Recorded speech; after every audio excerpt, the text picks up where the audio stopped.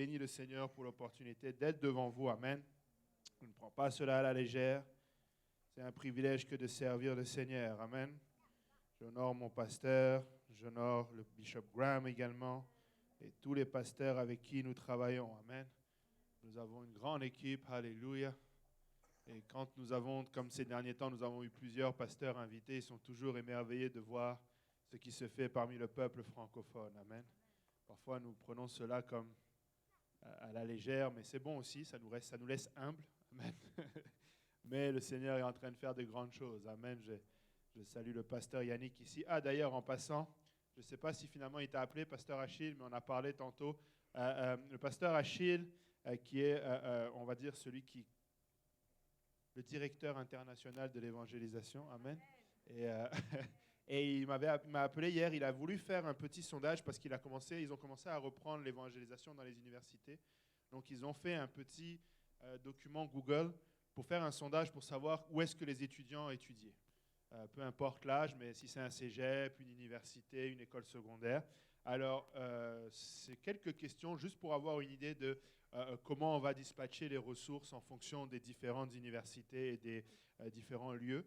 Alors, le pasteur Yannick, quand il va avoir à disposition ce document-là, va mettre le lien sur YouTube et vous pourrez juste le remplir. Amen. C'est juste mettre votre nom, le groupe d'âge, l'université, et puis dire quel est l'établissement que vous fréquentez. Il y a une liste déjà là, puis si c'est une liste, le nom n'est pas dans cette liste, vous pourrez juste le rajouter. Amen. Et nous bénissons le Seigneur pour le travail qui est fait. Amen.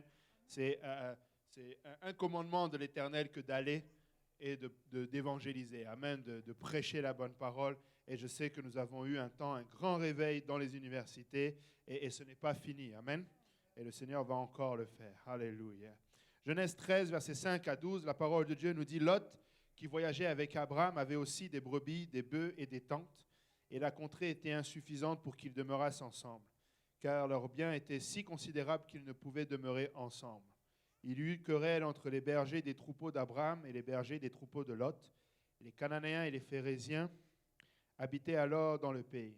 Abraham dit à Lot, « Qu'il n'y ait point, je te prie, de dispute entre moi et toi, ni entre mes bergers et tes bergers, car nous sommes frères. Tout le pays n'est-il pas devant toi? Sépare-toi donc de moi. Si tu vas à gauche, j'irai à droite. Si tu vas à droite, j'irai à gauche. » Lot leva les yeux et vit toute la plaine du Jourdain qui était entièrement arrosée. Avant que l'Éternel eût détruit Sodome et Gomorrhe, c'était jusqu'à Tsoar, comme un jardin de l'Éternel, comme le pays d'Égypte. Lot choisit pour lui toute la plaine du Jourdain. Il s'avança vers l'Orient, car c'est ainsi qu'ils se séparèrent l'un de l'autre. Abraham habita dans le pays de Canaan, et Lot habita dans les villes de la plaine et dressa ses tentes jusqu'à Sodome. Amen. Alléluia. Par la grâce de Dieu, aujourd'hui, je voudrais enseigner ou prêcher ou exhorter sur le pouvoir du choix. Amen. Le pouvoir du choix. Alléluia. Si on peut élever nos voix tous ensemble. Éternel, notre Dieu et roi, Papa, nous bénissons ton nom. Encore une fois, Seigneur, Papa, c'est un privilège, Papa, que nous ne prenons pas à la légère, Papa, que d'être dans ta maison, Papa. Merci, Seigneur, Alléluia, de rencontrer chacune de nos vies, chacun de nos cœurs, Papa. Seigneur, et alors que nous voulons, Seigneur, plonger dans ta parole, Papa, nous voulons reconnaître, Seigneur, notre inadéquation, Papa, Seigneur, à pouvoir, Papa, Seigneur, entendre et comprendre ta parole en dehors de ton esprit, Papa. C'est pourquoi, oins-moi, Seigneur, pour pouvoir apporter, Seigneur, cette exhortation, Papa, sans crainte, ni faveur, ni hésitation. Oins chaque oreille, chaque cœur qui m'écoute, Papa, Seigneur, et que cette parole puisse être une semence qui va trouver une place dans nos cœurs, germer et porter du fruit pour l'éternité. Papa, c'est avec action de grâce dans nos cœurs que nous prions et nous te disons merci, Seigneur, au nom de Jésus. Alléluia. Battons nos mains pour le Seigneur. Alléluia. Et vous pouvez vous asseoir. Alléluia. Alléluia. Le Seigneur est merveilleux. Amen. Et alors que j'ai cherché la face du Seigneur pour une étude biblique, c'est assez difficile de réaliser que il y a la prédication d'un côté, il y a l'exhortation, il y a une étude biblique. Amen. Et le mercredi, c'est notre étude biblique. Amen. Mais c'est des fois difficile de faire des études bibliques en peu de temps. C'est pourquoi des fois même nous utilisons plusieurs mercredis. Amen. Alors, n'ayant pas non plus beaucoup de mercredis, amen, je me suis dit, je veux quand même apporter au peuple de Dieu quelque chose qui peut nous aider au quotidien. Amen. et le Seigneur m'a conduit dans le pouvoir du choix. Amen. Et ce passage-là est ressorti pendant notre étude biblique aussi justement à Laval, et j'ai creusé un peu plus et étayé un peu plus le passage. Amen. Vous voyez, dans ce passage que nous avons lu, Lot était confronté à un choix. Amen. C'est Abraham qui lui a dit de faire un choix. Vous vous rappelez l'histoire, Abraham et Lot. Donc Abraham a quitté Ur en Chaldée. Amen. Il a quitté la maison de son père, il a quitté sa patrie, mais il n'a pas quitté seul. Il a quitté avec Lot. Amen. Il a quitté avec Sarah, il a quitté avec Lot et il a quitté avec ses biens. Mais il est arrivé à ce moment-là où, vu que Lot, qui voyageait avec Abraham, a commencé aussi du moins son troupeau a commencé à grossir, il commençait à avoir ce trouble entre les troupeaux d'Abraham et les troupeaux de Lot. Et là, justement, Abraham lui a mis devant un choix. Choisis, si tu vas à gauche, je vais aller à droite, si tu vas aller à droite, je vais aller à gauche. Amen. On est d'accord que le pouvoir du choix, c'est quelque chose qui revient souvent. Amen. Si vous avez déjà fait l'étude Explorons la parole de Dieu, vous vous rappelez certainement de cette leçon. Amen. Au début, dans la première leçon, le pouvoir du choix. Amen. Et c'est quelque chose qui est important de comprendre que nous avons un choix à faire. Amen. Si vous êtes ici, c'est parce que vous avez fait un choix. Amen. Vous avez fait le choix de venir à la maison de Dieu. Amen. Et vous avez fait le bon choix. Amen. Le Seigneur a dit à Marthe que Marie avait choisi le bon choix. Amen. Elle a choisi la bonne part. Amen. Elle a fait le bon choix. Et vous avez choisi. Amen. Et donc, dans cette leçon d'Explorons la parole de Dieu, souvent on prend l'exemple justement dans le jardin d'Éden. Amen. Le Seigneur a donné le choix à l'homme de le suivre. Amen. En plantant dans le jardin, un arbre de la vie, l'arbre aussi de la connaissance du bien et du mal, et en lui disant: tu ne mangeras pas de l'arbre de la connaissance du bien et du mal, parce que le jour où tu en manges, tu mourras. Amen. Deutéronome 30, verset 11 à 20 nous donne un petit peu l'explication de comment le Seigneur fonctionne par rapport au choix. Amen. Nous avons aussi parfois des échanges, des discussions, à savoir pourquoi le Seigneur met un choix. Amen. Pourquoi le Seigneur nous soumet à ce choix. On voudrait presque qu'il fasse le choix à notre place. Amen. Ou même, des fois, les gens pensent que c'est Dieu qui va faire le choix à notre place. Amen.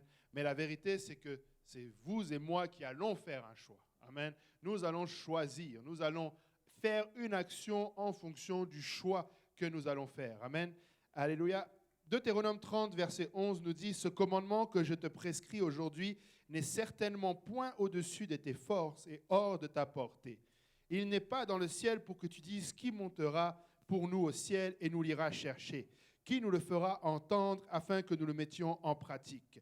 Il n'est pas de l'autre côté de la mer pour que tu dises: qui passera pour nous de l'autre côté de la mer et nous l'ira chercher? Qui nous le fera entendre afin que nous le mettions en pratique? C'est une chose, au contraire, qui est tout près de toi, dans ta bouche et dans ton cœur, afin que tu les mettes en pratique. » Amen. Le Seigneur est en train de dépeindre ici ses commandements. Amen. Ces commandements ne sont pas compliqués. Amen. Et là, nous réalisons une chose, c'est que le choix est lié au commandement de l'Éternel. Amen. Quand tu fais un choix, tu vas choisir soit de suivre les commandements de Dieu, soit de ne pas suivre les commandements de Dieu. Amen. Soit d'être agréable à Dieu, soit de ne pas être agréable à Dieu. Et le Seigneur le dépeint, il dit, ce n'est pas quelque chose de compliqué. Ce n'est pas que tu as besoin d'une théologie particulière, d'une référence particulière. C'est là, tout proche de toi. Amen. C'est dans ta bouche et c'est dans ton cœur. Amen. Il dit, vois, je mets aujourd'hui devant toi la vie et le bien, la mort et le mal. Car je te prescris aujourd'hui d'aimer l'Éternel, ton Dieu, de marcher dans ses voies et d'observer ses commandements, ses lois et ses ordonnances, afin que tu vives et que tu te multiplies et que l'Éternel, ton Dieu, te bénisse dans le pays dont tu vas entrer en possession. Mais si ton cœur se détourne, si tu n'obéis point, et si tu te laisses entraîner à te prosterner devant d'autres dieux et à les servir, je vous déclare aujourd'hui que vous périrez. Vous ne prolongerez point vos jours dans le pays dont vous allez entrer en possession après avoir passé le Jourdain. J'en prends aujourd'hui à témoin contre vous le ciel et la terre, J'ai mis devant toi la vie et la mort, la bénédiction et la malédiction. Choisis la vie afin que tu vives, toi et ta postérité. Pour aimer l'Éternel, ton Dieu, pour obéir à sa voix et pour t'attacher à lui, car de cela dépend ta vie et la prolongation de tes jours, C'est ainsi que tu pourras demeurer dans le pays que l'Éternel a juré de donner à tes pères, Abraham, Isaac et Jacob. Amen. Cette histoire, c'était l'Éternel qui parlait à Israël. Amen. Mais aujourd'hui, cette histoire s'applique à nous aussi en ce qui concerne le choix. Amen. Chacun des choix que nous faisons dans nos vies, c'est une question de vie ou de mort. Amen. C'est une question de vie ou de mort. Très souvent, nous ne voyons pas la mort derrière un choix ou la vie derrière un choix parce que nous ne réalisons pas que chacun de nos choix va influer sur notre marche avec le Seigneur. Amen.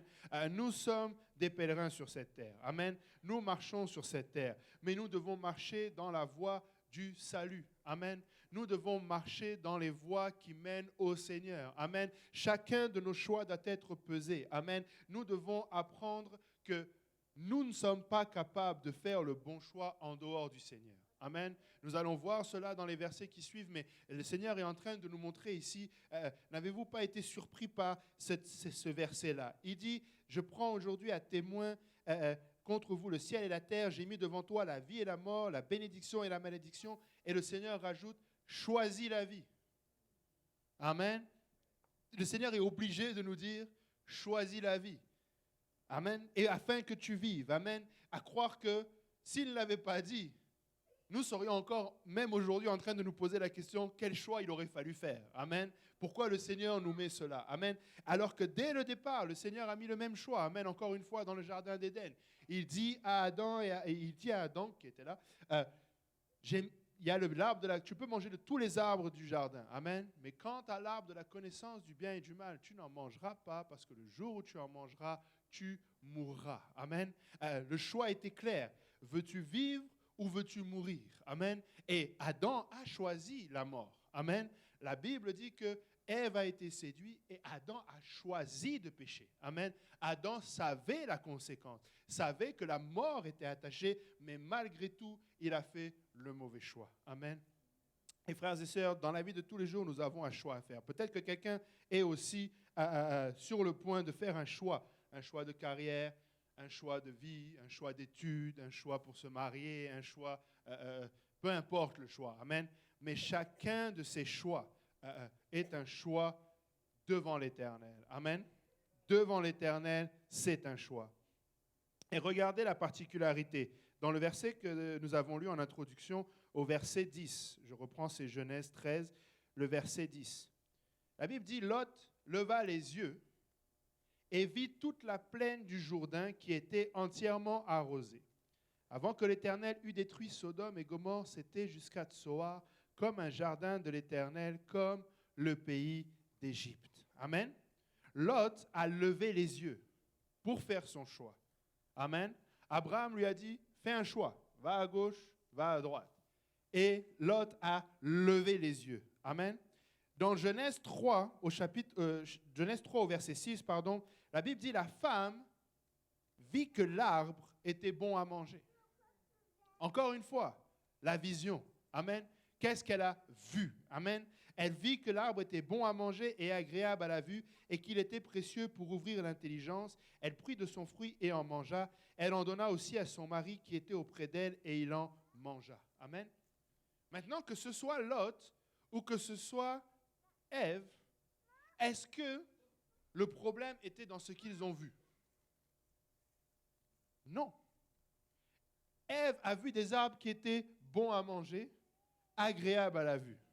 Mais si vous regardez plus tôt, Genèse 2, verset 9, la Bible dit que l'Éternel Dieu fit pousser du sol des arbres de toute espèce, agréables à voir et bons à manger, et l'arbre de la vie au milieu du jardin, et l'arbre de la connaissance du bien et du mal. Amen.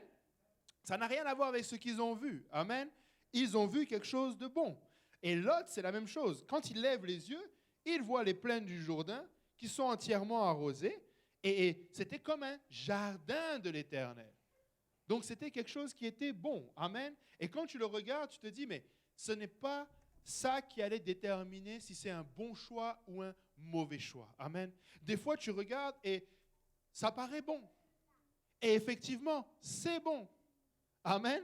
Quelqu'un même d'autre va faire le même choix que toi et ça va être un très bon choix jusqu'au bout. Amen. N'essayons pas de regarder avec nos yeux physiques. Amen. La parole de Dieu nous met en garde. Amen. 2 Corinthiens 5, 7, car nous marchons par la foi et non par la vue. Amen. Même si avec mes yeux physiques je regarde et tout paraît bon. Si c'était aussi évident, le Seigneur ne nous aurait pas dit « choisis la vie ». S'il s'agissait juste de regarder et de pouvoir déterminer avec ce que je vois, le Seigneur n'aurait pas eu besoin de rajouter. Amen. Et ce que je suis en train de dire, c'est que très souvent, nous pensons qu'il faut attendre un signe, quelque chose de mauvais, quelque chose de détruit, quelque chose qui n'est pas beau, pour penser que ça ne vient pas de Dieu. Qui a déjà eu cette expression? Ton pneu se crève, ça doit être le diable. Et des fois, c'est juste un clou, en fait. Amen. Un clou et un pneu, ce n'est pas bon ensemble. Amen. Très souvent, nous mettons tout ce qui est mauvais au diable et tout ce qui est bon à Dieu. Je parle des yeux physiques. Amen. Des fois, c'est juste, nous ne pouvons pas juste se considérer là-dedans. Amen. Parce que des fois, le diable va t'attendre sur des choses belles aussi. Amen. Le diable va se dissimuler derrière des choses que tu as envie. Amen. Parce que le Seigneur fait toutes choses belles. Amen. Mais après, ça dépend de la disposition de ton cœur. Amen. Le verset que nous avons lu dans 2 Corinthiens 7 nous dit, nous devons marcher par la foi et non pas la vue. C'est-à-dire que nous devons marcher selon ce que le Seigneur nous demande de faire.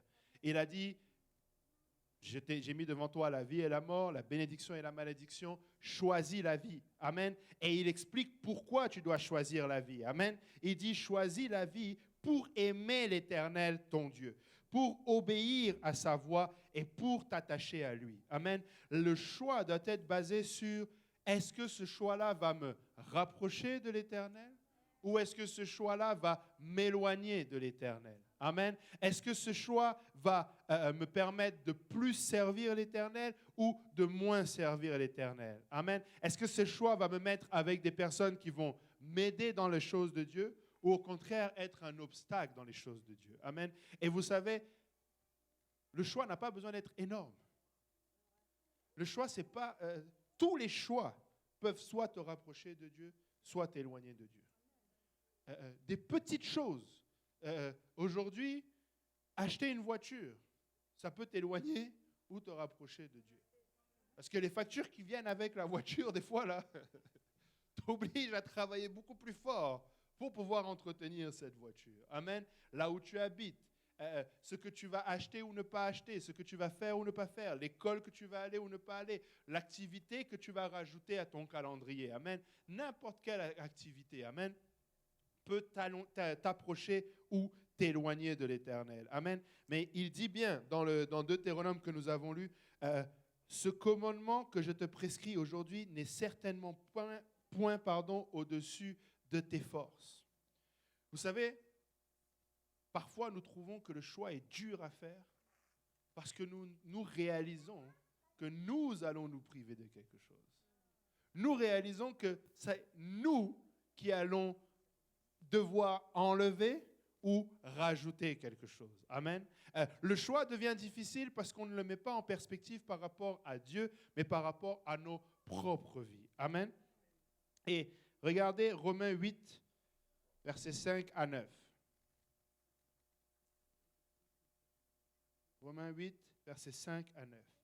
Ceux, en effet, qui vivent selon la chair s'affectionnent aux choses de la chair, tandis que ceux qui vivent selon l'esprit s'affectionnent aux choses de l'esprit. Et l'affection de la chair, c'est la mort, tandis que l'affection de l'esprit, c'est la vie et la paix. Amen. Choisis la vie afin que tu vives. Choisis les choses de l'esprit afin que tu vives. Si tu choisis les choses de la chair, c'est la mort qui va y être attachée. Amen. Le choix, c'est le choix que nous devons faire, encore une fois, par rapport à Dieu. Amen. Est-ce que nous allons choisir la vie? Est-ce que nous allons choisir le Seigneur Jésus-Christ? Amen. Frères et sœurs, lorsque tu dois faire un choix, mets dans la balance ce que tu dois choisir et le Seigneur Jésus-Christ. Et regarde où est-ce que ça penche. Parce que tant que tu ne mets pas le Seigneur Jésus-Christ dans la balance, tu vas toujours être confus. Tu vas toujours penser que peut-être d'un point de vue visuel, c'est bon, ou peut-être même des fois, d'un point de vue visuel, c'est pas bon, Et pourtant, c'est le choix que le Seigneur veut que tu fasses. Amen. Il y a des gens qui se retrouvent face à une situation qui a l'air catastrophique et le Seigneur utilise cet élément, cet événement. J'essaie j'ai une pensée qui vient, mais je ne veux pas non plus exposer quelqu'un, mais Amen. Tu dois choisir. Amen. Tu dois choisir qui tu vas servir. Je vais prendre ma propre vie. Amen. En 2012, je pense, j'étais en train de faire un choix. Amen. Je demandais au Seigneur le choix que je voulais faire. Amen. J'avais créé une compagnie et ça n'avait pas marché comme je voulais, avec la confirmation que c'était le bon choix. Amen. J'étais parti voir mon autorité, j'étais parti voir le pasteur Kauzi, je lui ai demandé, qu'est-ce que tu penses de ça? Je veux faire ça, ça, ça. Il dit, prions là-dessus. On a prié là-dessus. Il a dit, oui, tu devrais le faire. Je l'ai fait, j'ai frappé le mur, bam! J'ai dit, OK. Et là, sur le coup, j'étais comme, est-ce que c'était vraiment le bon choix? Amen. Mais laissez-moi vous dire, c'était le bon choix. Amen. De cet état, pas d'erreur, de destruction, le Seigneur a bâti ma vie avec lui. Amen. Le Seigneur a utilisé un échec pour me montrer ce qu'il veut faire avec moi. Amen. Mais comme j'ai la tête dure,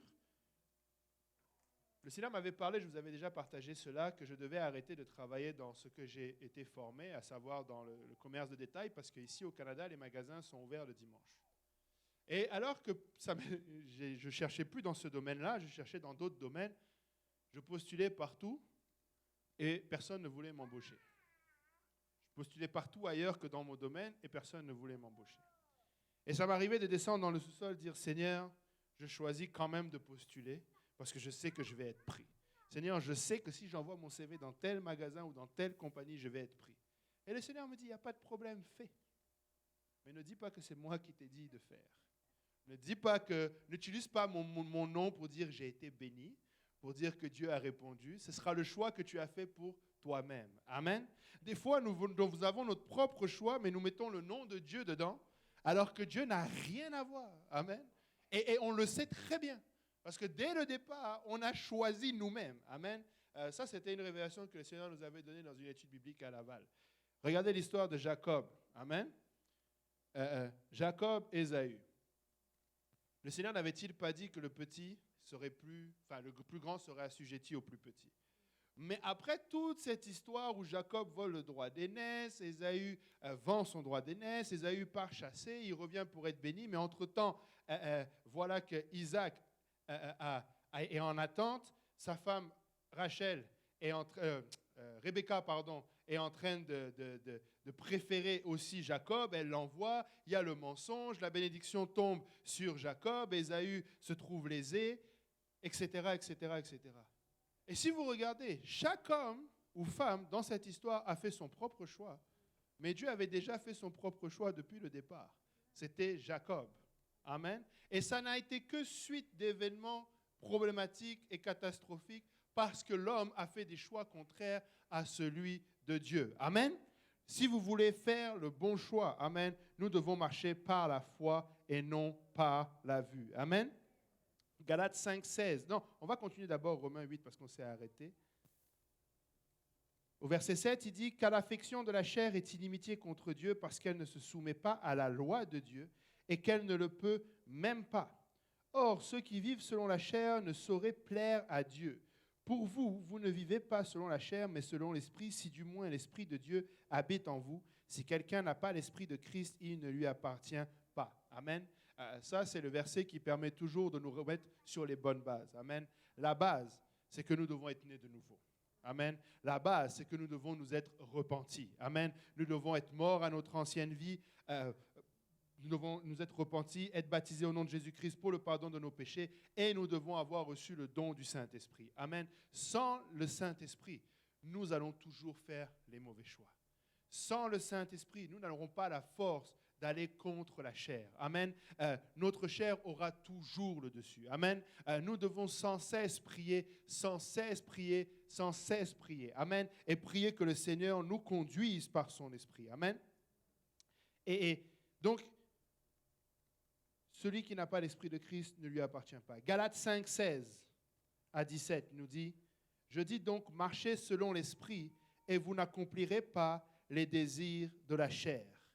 Car la chair a des désirs contraires à ceux de l'Esprit, et l'Esprit en a des contraires à ceux de la chair. Ils sont opposés entre eux, afin que vous ne fassiez point ce que vous voudriez. » Amen. Ce passage peut, pour quelqu'un qui cherche à faire la volonté de Dieu ou à faire le bon choix, peut être un peu ambigu, ou du moins peut porter à confusion. Parce que quand il dit « marchez selon l'Esprit, vous n'accomplirez pas les désirs de la chair », qu'est-ce que ça veut dire « marcher selon l'Esprit » ? Quelqu'un ? Qu'est-ce que ça veut dire « marcher selon l'Esprit » ?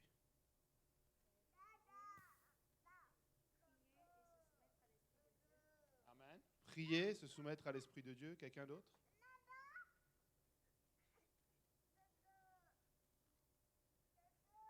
Rappelez-vous, le pasteur Kaozi qui a dit à un moment donné, il faut mettre des pieds à nos prières.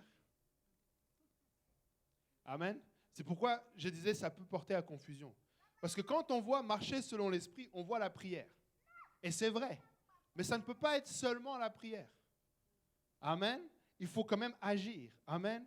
Mais là, il dit, marchez selon l'Esprit et vous n'accomplirez pas les désirs de la chair, car la chair a des désirs contraires à ceux de l'Esprit, et l'Esprit a des contraires à ceux de la chair. Ils sont opposés entre eux, afin que vous ne fassiez point ce que vous voudriez. Si tu pries, mais à la fin tu fais ce que tu veux, tu as marché selon la chair quand même. Amen. Tu ne peux pas avoir juste prié et quand même faire ce que tu veux. Il faut que cet état de prière t'emmène à une place où le Seigneur sonde ton cœur, expose son cœur et que tu mettes en pratique ce que tu as prié.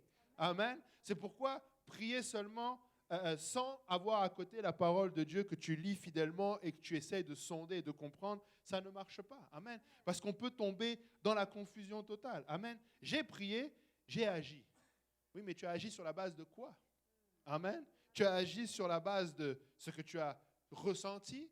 Et là, tu ne marches pas selon la foi. Tu vas encore marcher selon, des fois, ta propre volonté. Amen. Mais par contre, si tu bases sur la parole de Dieu, si tu es capable d'aller trouver dans la parole de Dieu un exemple de dire, OK, voilà Seigneur, sur la base de ce que je vois, je vais agir. Amen. Si tu viens voir ton pasteur, tu lui dis, pasteur, j'hésite à faire ceci, cela. Regarde, j'ai vu dans la parole ça. Je ne vois pas ce qui est contraire avec ce choix.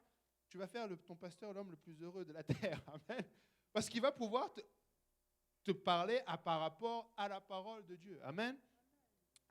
Il s'agit non seulement de prier, oui, mais d'agir en fonction des commandements de l'Éternel. Amen. Je reviens à Deutéronome.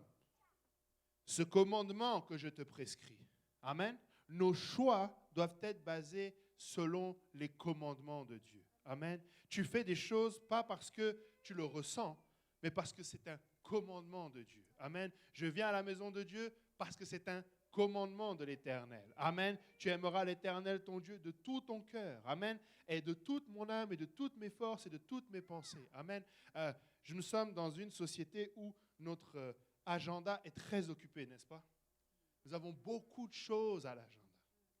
Mais c'est un commandement d'aimer l'Éternel de tout notre agenda aussi. Amen. Toutes nos forces, toutes nos pensées, c'est aussi de tout notre agenda. Amen. Nous ne nous faisons pas des excuses. Amen. Oui, le Seigneur veut que ses enfants prospèrent, ses enfants puissent aller à l'école, puissent se marier, puissent fonder des familles, puissent bâtir des choses. Amen. Mais que ça ne soit jamais au détriment du commandement de l'Éternel. Amen. Que nous ayons toujours en priorité les commandements de l'Éternel. Amen. Et regardez une chose, nous devons choisir pour ne pas faire notre volonté. Amen. Ça aussi, c'est quelque chose que nous oublions. Le choix que j'ai à faire, des fois, ça peut être très simple. Est-ce qu'il nourrit ma volonté ou pas? Si c'est absolument ce que je veux, très souvent, il faut faire attention. Je ne dis pas que c'est à 100% que ce n'est pas bon, mais très souvent, c'est là où on trouve toutes les excuses. Très souvent, quand on cherche des signes de confirmation de la parole de Dieu, c'est pour confirmer notre volonté. Parce que c'est rare qu'on va chercher dans la parole de Dieu la confirmation de sa parole. Amen. On va toujours chercher des signes de notre propre volonté. Amen. Et très souvent, ça marche. Amen. Avez-vous déjà acheté une voiture et tu ne l'as pas encore achetée, mais toutes les voitures que tu vois, c'est cette voiture-là. Et là, tu dis, c'est un signe. Non, c'est parce que tu aimes cette voiture. Amen. C'est juste ça. Amen. Ça n'a rien à voir avec le signe. Amen. C'est juste parce que tu aimes cette voiture et que du coup, ton cœur, à chaque fois que tu vois cette voiture, fait popom, popom. Amen. Il faut faire attention. Amen. Mais regardez Jean 15, verset 16. Si nous ne faisons pas notre propre volonté, c'est pour laisser la volonté de Dieu se faire. Amen. Regardez Jean 15 et 16. C'est le Seigneur Jésus-Christ qui parle et il dit, « Ce n'est pas vous qui m'avez choisi, mais moi, je vous ai choisi. » Amen. Et je vous ai établi afin que vous alliez et que vous portiez du fruit et que votre fruit demeure, afin que ce que vous demanderez au Père en mon nom, je vous le donne. Amen. Avant que le Seigneur dise qu'il va nous donner quelque chose, il nous rappelle qu'il nous a choisis. Amen. Il est en train de nous rappeler, ce n'est pas toi qui m'as choisi, c'est moi qui t'ai choisi. Et là, il est en train de dire que quand tu demandes quelque chose au Père, est-ce que tu le demandes en le choisissant lui aussi? Amen. Et tu es en train de prendre une décision en disant, Seigneur, je te choisis toi. Amen. Tu m'as choisi et à mon tour, je te choisis. Amen. Seigneur, je veux faire ceci. Amen. La plupart d'entre nous, nous avons immigré de différents pays. Et si le Seigneur aujourd'hui nous demandait de retourner dans ce pays-là? Je vois certains qui sourient. Ça pourrait être compliqué. Amen. Nous avons choisi de venir au Canada. Amen. Pour ma part, moi, j'ai choisi le Canada pas parce que j'ai choisi Dieu. J'ai choisi le Canada pour moi-même. Mais si aujourd'hui le Seigneur me dit, choisis aujourd'hui tel pays, est-ce que je serais capable de dire oui? Ou est-ce que je vais rester sur mon choix, moi? Si le Seigneur me disait, oh, va dans telle ville, c'est au nord, là, où il fait froid. Est-ce que je vais dire, non, mais Seigneur, je ne peux pas? Oui, vraiment. Pas David. Mhm. Mhm.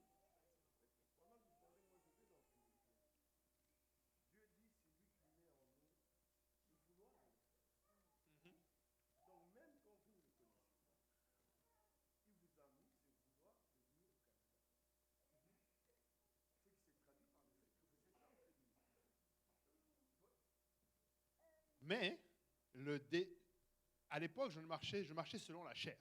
Et j'étais totalement soumis au vouloir et faire de Dieu et sa grâce.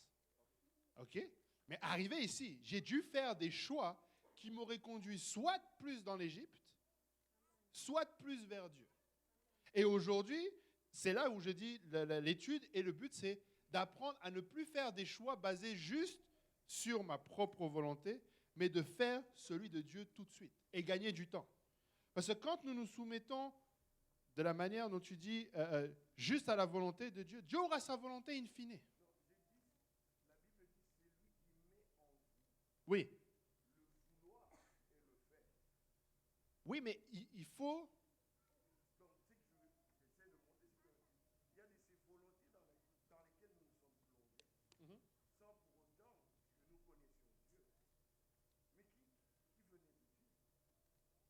Oui, mais encore une fois, ça peut marcher.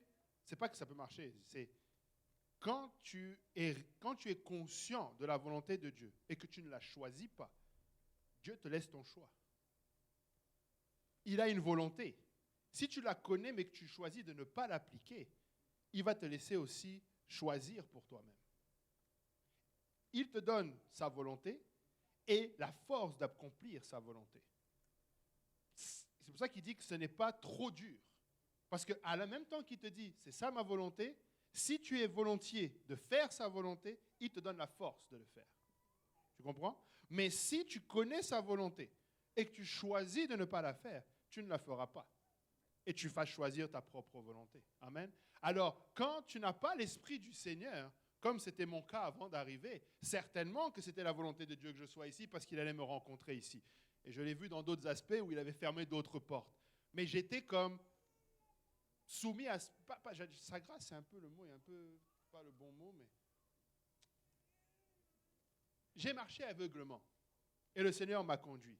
Mais si aujourd'hui le Seigneur me dit, va dans tel pays, et que je ne me soumets pas à sa volonté, ce n'est plus la même chose là, parce que je suis conscient que j'ai un choix à faire, voici sa volonté, et je ne choisis pas sa volonté. Je dis souvent à la blague, et des fois j'arrête de le dire de peur que le Seigneur me prenne au sérieux, j'ai pas envie, je ne me vois pas missionnaire en Inde, tu vois.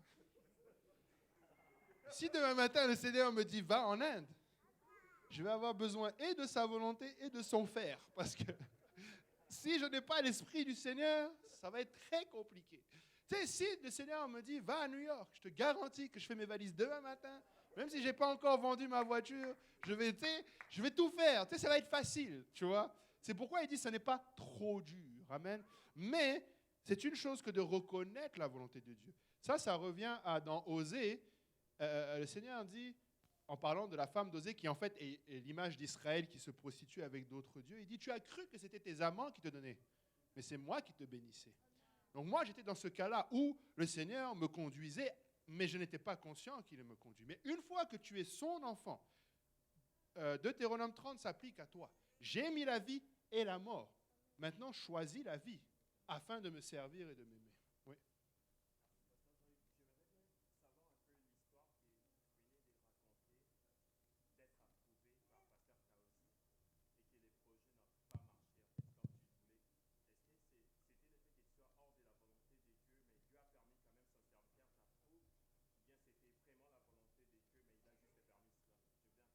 Ah non. Dieu merci, ça n'était pas comme Job, mais c'était dans le même sens. Dieu a voulu que je frappe ce mur. Parce que ça me prenait, j'avais la tête trop dure, il fallait que je frappe ce mur-là pour que je réalise que j'arrête de chercher des signes alors que je sais très bien que je dois arrêter. C'est ce que je disais une fois ici. Pour longtemps, je me suis défini comme quelqu'un d'ambitieux. Mais j'étais cupide. Tu dis pas cupide parce que cupide, c'est pas bien. Alors tu dis ambitieux. Je vais être la tête et non la queue. Mais c'est de la cupidité, en fait. Ce que tu veux, c'est te mettre bien. Tu vois? Je voulais avoir les moyens, mais ce n'était pas pour servir Dieu. Des fois, tu dis, oh, Seigneur, si tu me bénis, je vais donner. Non, si tu me bénis, je vais me donner. Et en me donnant, je vais te donner aussi. C'est ça la vérité. En tout cas, en ce qui me concerne. Amen. Et donc, le Seigneur m'a fait frapper ce mur pour me faire réaliser que, arrête. Parce que tu t'entêtes là. Des fois, c'est le même projet, mais c'est resurfacé. C'est toujours la même chose. Mais on le remet différemment pour espérer. En plus de ça, j'étais allé voir le pasteur pour avoir l'approbation, tu vois. Donc, là, cette fois-ci, c'est spirituel. Tu vois, j'ai demandé à l'homme de Dieu. L'homme de Dieu m'a dit oui, ça va marcher. Poum, ça ne marche pas. Là, justement, j'aurais pu choisir. Oh, vraiment, ce pasteur-là, tu demandes, il te dit oui, il n'entend pas de Dieu. Non, c'est pas ça. Amen. Dieu utilise chaque élément de notre vie, amen, pour nous conduire à une place où nous le faisons pour lui. Amen. Nous voulons le faire pour lui. Oui.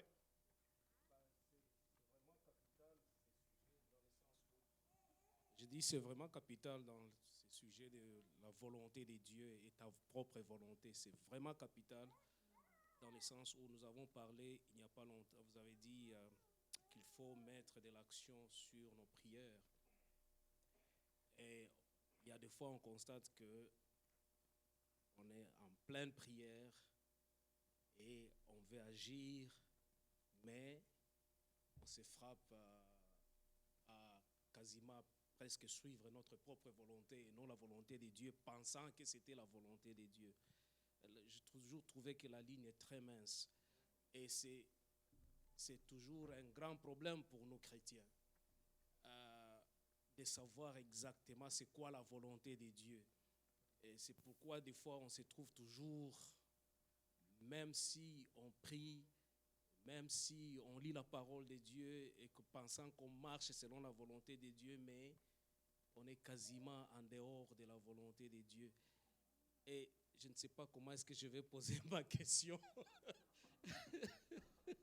Mais maintenant, c'est de savoir comment arriver à se soumettre pour qu'on puisse être à 100% sûr de cette volonté de Dieu.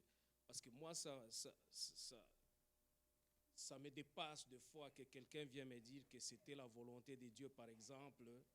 euh, je ne vais pas citer le nom de quelqu'un, mais c'est une expérience que j'ai vue, que j'ai vécue. Bon, pas moi qui a vécu ça, mais j'ai vu ça. Quelqu'un dit c'est la volonté de Dieu pour lui d'ouvrir une église ici à Montréal. Mais ça n'a pas marché. Partout où il a essayé, ça n'a pas marché. Mais tu te demandes, mais est-ce que c'est vraiment la volonté de Dieu pour lui d'être pasteur d'une église ou d'ouvrir une église ici à Montréal? C'est là où la ligne est tellement mince et ça nous amène toujours dans des problèmes. Le fait d'entendre, j'ai entendu la voix de Dieu, Dieu m'a dit ceci, Dieu m'a dit cela, mais on arrive après à réaliser que c'est quasiment le contraire de ce que Dieu voulait. Waouh. Bon. Le point, c'est que si on met en parallèle le fait de vouloir connaître la volonté de Dieu avec le verset du frère David tantôt sur c'est Dieu qui produit en nous le vouloir et le faire. Nous sommes des êtres charnels et spirituels. Et la prière, c'est ce lien de communication entre Dieu, que nous ne voyons pas parce qu'il est esprit, et notre réalité. Amen. Mais une chose des fois que nous devons rétablir comme base, et en plus c'est drôle parce que je l'ai écouté dernièrement, une prédication là-dessus, nous devons réaliser que lorsque nous prions, nous ne changeons pas la volonté de Dieu. Nous nous alignons avec sa volonté. Nous n'allons pas en prière pour essayer de faire comprendre à Dieu ce que nous voulons et le convaincre que c'est bon et le convaincre qu'on va y arriver et le convaincre que mes calculs sont bons et ça va marcher. Et très souvent, on vient déjà avec nos projets. On vient déjà avec ce qu'on a en tête et on voudrait le voir se réaliser avec l'approbation de Dieu. Et ça peut être un peu problématique. Maintenant, une autre chose aussi, le spirituel, c'est là où nous ne devons pas marcher par la vue, mais par la foi. Qu'est-ce que ça veut dire? Ça veut dire, parce que très souvent, quand on voit ce verset-là, on a l'impression que ça veut dire que je dois voir le spirituel. Mais tu remarches encore par la vue. Si tu dois voir le spirituel pour faire, ce que je veux dire par là, c'est que des fois, les gens vont essayer de prier jusqu'à voir le spirituel. Mais alors tu remarches par la vue, n'est-ce pas? Le Seigneur a dit, on ne marche pas par la vue.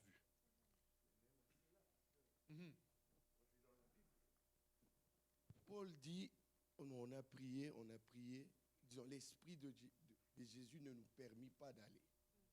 Jusqu'à ce que j'ai un songe où un Macédonien disait, venez, et nous avons conclu que nous devons y aller en Macédoine. Sans cette vision, il ne serait pas allé en Macédoine. Oui, mais je n'ai pas dit que tu ne vas pas avoir de vision. J'ai dit que tu ne peux pas arriver devant Dieu avec ta vision et vouloir que Dieu la mette en pratique. C'est ça que je dis. Le Seigneur, il s'est mis à une place où il voulait servir le Seigneur et le Seigneur lui a fait confiance en lui donnant une vision. Mais la fois où le Seigneur lui a dit il n'a pas permis, il n'est pas allé quand même. Je ne sais pas si tu vois ce que je veux dire. Le problème très souvent, c'est que nous définissons nos paramètres selon lesquels Dieu a parlé ou Dieu n'a pas parlé. Et c'est là où ça devient dangereux. Parce que si je rentre en prière dans l'espoir d'être guidé par l'esprit, c'est-à-dire des visions, je vais me perdre. Parce que je vais arriver avec mes concepts à moi. Je vais arriver avec ça veut dire que c'est bien, ça veut dire que c'est pas bien. Alors que si j'apprends à dire, à prier et à attendre de la part de Dieu, le Seigneur va me faire confiance éventuellement et me diriger. Des fois, ça va être avec des visions, des fois, ça va être juste avec une parole. Des fois, ça va être juste avec la Bible. Des fois, ça va être... Mais si je ne suis pas capable, tu vois, voilà, on va le prendre dans ce sens-là. Pourquoi le Seigneur a dit, comment peux-tu dire que tu aimes Dieu que tu ne vois pas, mais alors que tu n'aimes pas ton frère que tu vois? Si tu n'es pas capable, quand un homme de Dieu te dit fais A, de le faire, tu ne seras pas capable de voir une vision. Si tu n'es pas capable de lire la Bible et de mettre en pratique ce qui est écrit de base, tu n'arriveras pas à avoir une vision. Tu vas avoir des visions, mais ce ne sera peut-être pas celle de Dieu. Je ne sais pas si tu vois si ça fait du sens, parce que c'est un cheminement, et ça vient un peu répondre à la question dans le sens où il faut bâtir avec le Seigneur. On ne peut pas juste sortir et vivre selon cela. On peut voir des choses, mais ça ne doit pas être la base. Le seul fondement qui est sûr, ça reste la parole de Dieu. Oui. Donc, je pense que tu as répondu à la question en disant c'est la façon dont nous prions qui est un problème. Nous ne pouvons pas arriver à une place. Écoutez, la prière, c'est pour que le Seigneur expose éventuellement une vision. C'est pour que le Seigneur nous expose. Mais on doit arriver avec un cœur disposé à ce que le Seigneur nous transforme. Seigneur, et c'est vraiment avec ouverture et honnêteté. Parce que si je viens avec déjà le projet ficelé de A à Z et tous les paramètres, et j'attends juste une chose, c'est que tu dises A et j'y vais, ce n'est plus honnête là. C'est parce que j'ai déjà tout bâti. Et on doit savoir aussi que le diable voit tes actions. Le diable sait avec quoi tu vas fonctionner. Et il sait que si tu as mis certains paramètres, il suffit juste qu'il arrange un peu par là et tu vas penser que c'est le Seigneur qui te parle. Parce que là, c'est déjà tes paramètres à toi. Mais alors que si tu arrives à une place, et c'est pourquoi très souvent tu vas voir que les promesses de Dieu commencent par mourir. Très souvent. Dieu te parle, Dieu te donne une promesse et ça meurt. Bam! Et il n'y a plus rien qui peut te laisser croire que c'est vraiment de la part de Dieu. Et là, tu commences à tomber dans le doute. Était-ce vraiment de la part de Dieu? Mais parce que le Seigneur veut que tu lui fasses confiance à lui. C'est lui qui va faire. C'est lui qui va t'emmener dans un processus où tu vas réaliser que ce n'est pas par ta propre force, mais c'est par son esprit. Amen. Ce n'est pas que, tu avais déjà tout pourvu. Amen. Tu sais, des fois aussi simple que ça. Tu pries, tu as un besoin financier, et là, tu vois le frère, tu regardes, tu dis, ça va venir de ce frère-là, ou de cette sœur-là, ou de ce frère-là. Tu commences à inviter, tu veux venir manger à la maison? Oh, tu sais, c'est difficile. Tu as déjà établi. Et le comble, c'est que ça va venir du frère qui est le plus pauvre dans l'église. Ça va venir de la sœur la plus pauvre dans l'église. Ou de celle que tu n'aurais jamais pensé qu'elle avait cette économie-là. Mais elle avait juste ces petits flacons d'albâtre. Mais elle était prête à le briser pour servir le Seigneur. Et elle a servi le Seigneur à travers ton besoin. Amen. Nous devons juste nous mettre d'abord au départ bien alignés avec la volonté de Dieu, à savoir, Seigneur, ta volonté, mais non pas ma volonté. Amen. Alléluia. Donc ça a répondu à toutes les questions, il y en a d'autres. Ah, il y en a une là-bas. Bonsoir, pasteur. J'étais au Chili. Avec mon mari et ma fille Lisa. Et puis, mon mari veut déplacer au Chili pour venir aux États-Unis. Je ne vais pas, je priais d'abord. Je vois mon pasteur au Chili qui m'a demandé mon résidence au Chili, tout ça. J'ai entendu une voix qui me parle dans le songe. Et quelqu'un m'a dit, tu vas venir au Canada. Mais quand j'ai fait toute la route, tout ça, quand j'étais aux États-Unis, je travaille, mon mari travaille. Mon mari m'a dit, viens au Canada. Je ne veux pas parce que j'ai fait de l'argent. Mais après, je ne savais pas si mon mari fait quelque chose de louche sans savoir. Parce que mon mari était chuté, tout ça, aux États-Unis. Mais avant de déplacer, je dis, Dieu, si tu vois que je vais me perdre, j'ai perdu mon chemin de... Comment? Je ne parle pas bien le français, mais tu vas me comprendre. Et si tu vois que je vais chuter, quitter la maison de Dieu, et je ne vais pas y aller. Et après, je vois faire un songe. Et j'étais aux États-Unis, je vois quelqu'un qui m'a dit, tu vas aller au Canada. Là, mon mari ne veut pas y aller encore. Moi, je vais maintenant, mon mari ne veut pas. Quand je suis venue au Canada, ce mois de décembre, 28 décembre, et ça va faire 1 an. Mais c'est tellement difficile pour nous. Parfois, j'ai douté. J'ai dit, est-ce que c'est Dieu qui me parle? Est-ce que c'est Dieu qui me parle ce jour-là? J'ai douté, mais je ne sais pas quoi faire. Et j'ai prié, mais tu as déjà répondu avec pasteur et le frère de pasteur Kaozi. Parfois, tu vas douter, mais c'est la volonté de Dieu. Dieu te montre une chose, après, il disparaît. Tu vas faire confiance à Dieu. Amen.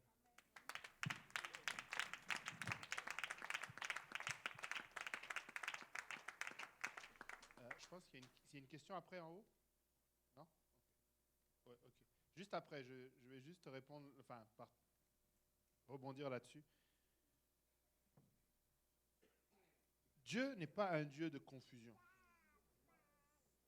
Dieu n'est pas un Dieu de confusion, et il le dit dans Joël, juste avant de dire que je déverserai de mon esprit sur toute chair, il dit, vous ne serez plus jamais dans la confusion. Quand le Seigneur parle, et c'est là où ça peut arriver, ne pas arriver ou mourir, tu dois arriver à une place où ce que tu as pris comme décision, basé sur la parole, tu as prié ou un songe, etc., tu te tiens à cela. Je prends cet exemple-là. Tu as dit, Seigneur, si ce n'est pas ta volonté ou si tu sais que je vais me perdre, ne permets pas que j'aille au Canada. Est-ce que tu connais une personne qui n'est pas arrivée au Canada? Au moins une. Elle n'est pas arrivée, toi, tu es arrivé. Donc, si le Seigneur a permis, tu lui as remis ça entre ses mains. Si il t'a permis d'arriver là, crois que tu ne vas pas te perdre au Canada. Même si c'est difficile, ça ne veut pas dire que tu dois te perdre. Ça veut dire que tu dois apprendre de cela et continuer à chercher la volonté de Dieu. Nos cicatrices et nos difficultés, je ne me rappelle plus qui avait prêché ça, mais ne gaspille pas ton affliction. Une affliction, c'est toujours une occasion d'apprendre de la part du Seigneur et d'avoir un témoignage. Toujours, toujours. Il y en a pour qui ça va être des choses. Et la même parole de Dieu dit qu'il ne va rien nous donner que nous ne pouvons pas supporter. Des fois, on a l'impression que ce que je vis, c'est le maximum. Oui, c'est pour toi plus élevé que ce que tu ne penses, mais pour un autre, ça serait facile. Et ce que l'autre vit pour toi, tu n'y arriverais même pas un peu. Mais le Seigneur sait exactement pourquoi il est avec toi. Et nos afflictions, des fois aussi, la difficulté, c'est qu'on a tellement pris l'habitude de penser que quand on sert le Seigneur, tout doit être bon. Je sers Dieu quand même. Tout doit être bon. Ce n'est pas possible que ça ne soit pas bon. C'est quand même Dieu. Oui, tout va être bon, mais des fois, là, et moi, c'est comme ça que je l'ai appris, il faut qu'il brise d'abord le vase que tu t'étais formé pour pouvoir le former à sa façon à lui. C'est ça que, non, la parole dit qu'il est le potier, nous sommes l'argile. Et l'argile, là, quand toi-même tu t'es formé un vase tout croche, il va le casser et il va te redresser. Amen. Et ce processus-là fait mal. Des fois, c'est juste pour nous forger et pour nous apprendre la persévérance. La parole de Dieu ne dit-elle pas, celui qui persévérera jusqu'à la fin sera sauvé. Des fois, si on ne passe pas par certains processus, on ne va pas persévérer. On va se lasser. Il y a des gens, ils se lassent vite. Et tu remarqueras que très souvent, ceux qui se lassent vite, c'est ceux qui ont les choses vite aussi. Ils ont les choses comme ça. Bam, bam. Eux, là, dès qu'ils font un truc, ça marche. Ils font encore un truc, ça marche. Toi, tu fais, ça ne marche pas. Et tu vois, celui à qui ça a fait, ça marche, il change. Il change. Tu dis, mais lui, ça fait 4 fois qu'il change. Moi, je n'ai même pas encore réussi une fois. Mais il s'est lassé. Il s'est lassé de cette chose. Il est tellement facilement que ça le lasse. Mais quand le Seigneur te fait passer par un processus, ça va te permettre de valoriser celle-là. Le Seigneur dit, là où est ton trésor, là où est ton cœur. Si cette chose n'a pas de valeur, tu ne vas pas tu vas le mettre comme un trésor. Mais si tu as souffert pour cela, si tu as lutté pour cela, ça prend de la valeur. Et tu ne laisseras rien ne t'enlever de cela. Amen. Alléluia. Il y avait une question là-haut. Pour moi, ce n'est pas une question, c'est plutôt une contribution que j'aimerais faire concernant notre volonté et puis le plan de Dieu. Dans le livre de Proverbes, il nous est dit que soumets tes projets à l'Éternel, demande-lui de les bénir, ainsi tu vas les exécuter avec succès. Donc j'aimerais juste dire à quelqu'un que même si nous avons nos projets dans nos cœurs, nous devons être ouverts à la décision de Dieu sur ce projet-là. Donc nous devons soumettre nos projets à Dieu dans la prière, mais et laisser Dieu nous guider, en fait. Donc, c'est ça ma contribution. Amen. Le Seigneur dit effectivement, et il dit aussi, là où est fais de l'Éternel tes délices, et il te donnera ce que ton cœur désire. Le point, c'est que d'abord, il faut que l'Éternel soit tes délices, et pas tes désirs pour que le Seigneur devienne tes délices. Parce que très souvent, on a d'abord nos désirs, et on vient voir le Seigneur, on le flatte, pour espérer que nos désirs se réalisent. Amen. Non. Pourquoi c'est important de le comprendre comme ça? C'est parce que pour grandir dans le Seigneur, nous devons mourir à nous-mêmes. Et nous devons mourir dans tous les aspects. Chacun de tes aspects, ta vie, tes projets, tout, ton temps, ton travail, ton école. Si tu veux grandir avec le Seigneur, prends la décision de tout remettre à plat. Seigneur, tu as le droit de regard sur tout. Parce que je veux mourir. Tu sais, il y a des choses, des fois, là, on les a bâties et on ne veut pas que ça meure trop. Et dans le processus de nettoyage, on le met dans le placard en dessous pour pas que le Seigneur le voie. Amen. Mais si on arrive à une place où on fait comme David, crée en moi un cœur pur. Je reconnais, Seigneur, mon cœur n'est pas bon. Crée en moi un cœur pur et un esprit bien disposé. Après, on arrive justement à soumettre des projets. Et c'est là où on va réussir à lui faire confiance avec ce projet-là. Qu'il dise oui, qu'il dise non. Est-ce que c'est sa volonté? Oui, ce n'est pas sa volonté? Non. Mais je vais avancer. Amen. Mais la base, c'est de toujours d'abord chercher Dieu. Chercher premièrement le royaume de Dieu et sa justice. Et toutes ces choses vous seront données par-dessus. Amen. Nous n'aurons pas à lutter. Toujours aussi donner des bonnes intentions à Dieu. Amen. Dieu veut te bénir. Mais la bénédiction, ce n'est pas nécessairement ce que tu penses. Des fois, ta bénédiction, c'est d'aller dans un pays en guerre pour évangéliser. Et là, tu as du mal à voir guerre et bénédiction. Ça ne fait pas de sens, là, Seigneur. Comment tu peux dire bénédiction alors que tu m'envoies littéralement au champ et au feu? Amen. Mais c'est là où est ta bénédiction. Quand celui qui a vu le champ avec le trésor, qu'est-ce qu'il a fait? Il a acheté le champ au complet. Amen. Il n'a pas acheté juste le trésor. Ça ne marche pas comme ça. Il a acheté le champ au complet. Amen. Mais si on revient pour terminer à Abraham, à Lot et Abraham, il dit, Abraham a levé les yeux. Amen. Et il a regardé la plaine du Jourdain. Et comme on l'a dit tantôt, c'était vert. C'était fleuri. C'était comme l'Égypte. Et malheureusement, des fois, c'est ça aussi que nous faisons. Amen. Nous regardons et c'est beau, c'est bien, mais on oublie que c'est comme l'Égypte. Amen. Nous oublions que ça risque de nous ramener en Égypte. Nous oublions que ça se rapproche de l'Égypte. Nous oublions que derrière, c'est l'Égypte qui se cache. Amen. Maintenant, Abraham a dit à Lot, choisis. Lot a choisi. Si Lot avait dit à Abraham, non, toi choisis, vous pensez qu'Abraham aurait choisi quoi? Hein? Personne ne veut se mouiller. Amen. Moi, je crois qu'il aurait choisi la même chose. Mais il n'aurait peut-être pas choisi avec les mêmes paramètres. Amen. Il ne les aurait pas regardés de la même manière. Amen. Vous savez, peu importe là où Abraham allait aller, Abraham allait être béni. C'était le plan de Dieu. Amen. Abraham avait cette relation avec le Seigneur. Amen. Abraham était déjà détaché de ces choses à lui-même. Amen.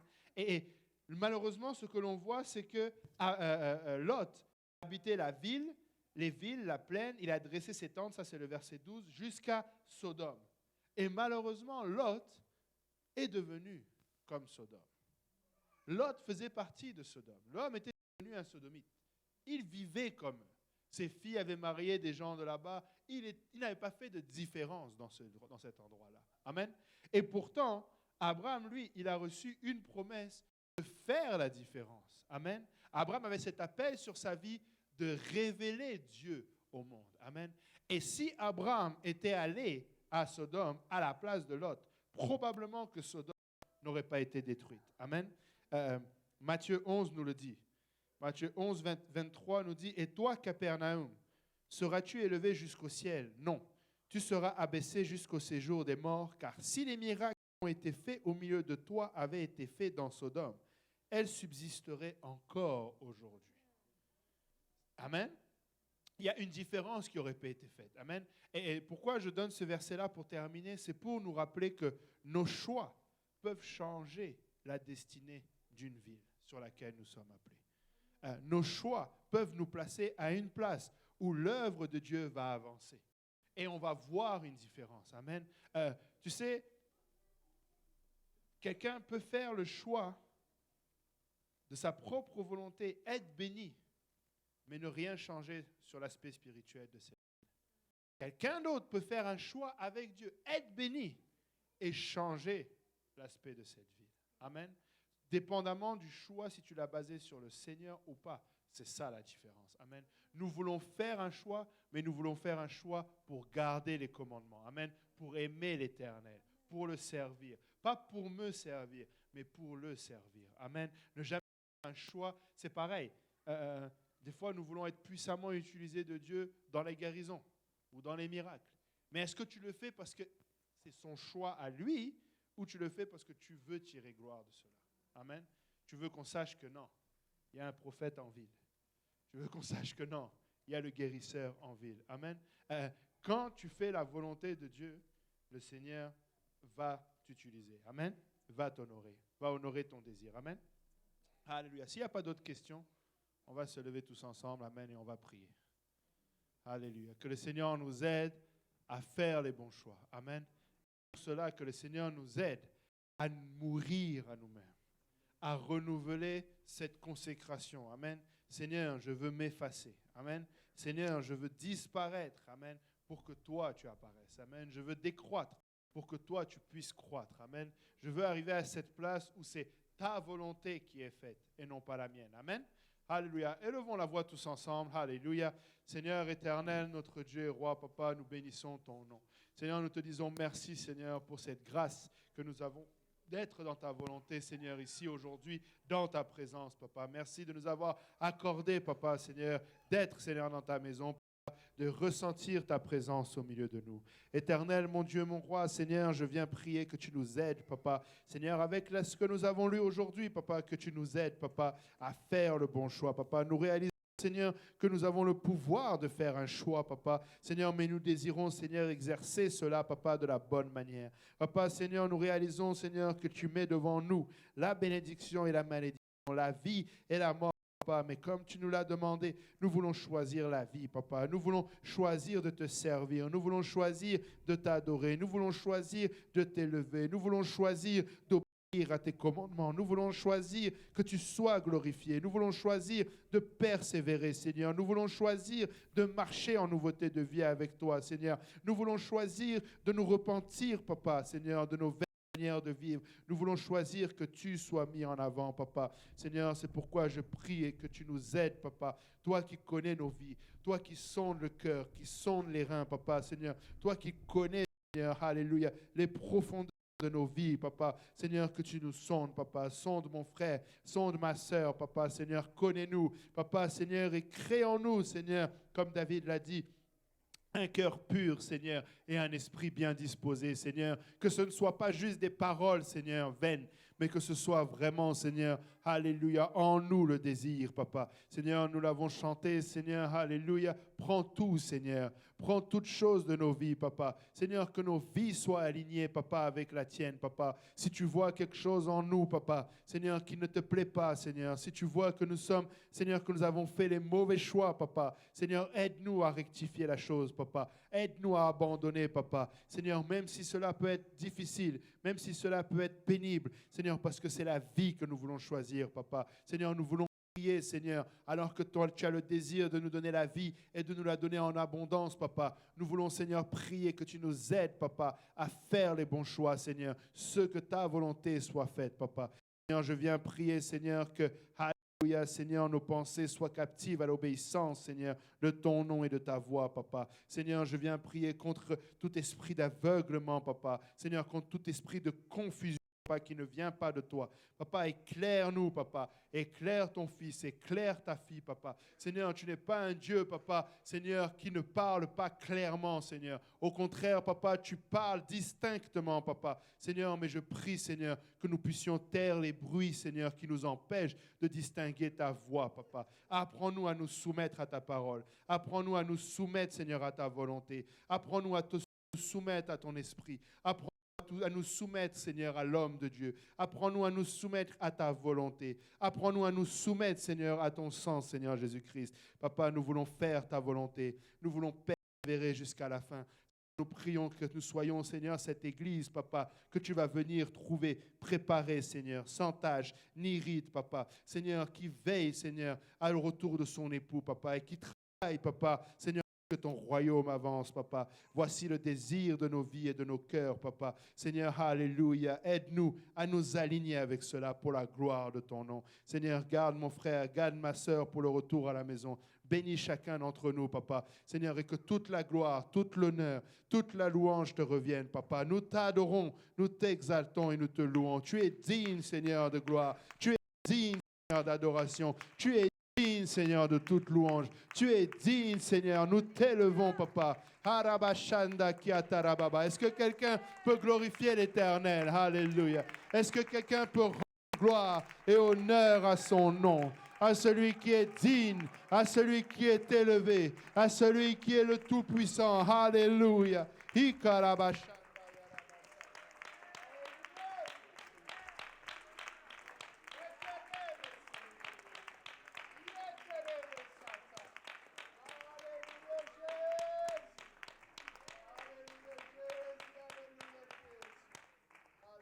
Merci Seigneur. Alléluia. Que le Seigneur vous bénisse tous. Bon retour à la maison.